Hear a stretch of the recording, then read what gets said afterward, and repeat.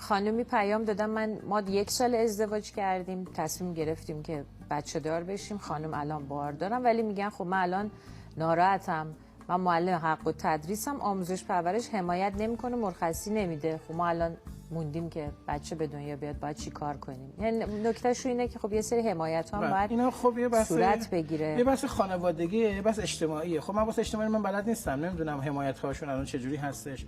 خب تو خیلی از قوانین هست حمایت های همسن خانم باردار، حمایت های دوره شیرخوارگی بچه‌ها اینا هستش، نمیدونم حالا شرطشون چه جوری هست. حالا چون خوبیش اینه که حق التدریسیه، یعنی میتونه 1 سال 2 سالی به خودش مرخصی بده تا فرزندش از آب و گل در بیاد، بعد بتونه تکشیف برداره، روزهای کمتری برداره برای درس دادن. خب میشه مدیریتش بکنه خودش.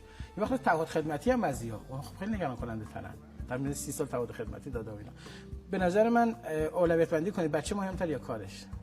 ممکنه انقدر کار مهم باشه به خاطر معیشت زندگیش بچه رو فدا بکنه. نه آخه میدونی مثلا رفته تحصیل کرده، زحمت کشیده، اون شغل رو به دست آورده، میخواد کارش هم از دست نده دیگه. ببین من دارم عرض میکنم دیگه، ما اولویت بندی همین دیگه. من شغلی دارم که ببینم شغلم چقدر برام مهمه، اولویت چندم زندگیمه. ببین الان خانمایی که سرپرست خانواده هستن، خانمایی که معیشتشون به واسطه معیشت این زندگی میچرخه، آقایی هستش که نمیتونه، ناتوانه از لحاظ مباحث معیشتی، خانم داره کمک اونه، این خانم کار نکنه زندگیشون فلج میشه. اینجا دیگه بچه مهم نیست که، بچه‌ها میدونن مثلا مادر بزرگ تربیت میکنه، چون اینقدر معیشت مهمه.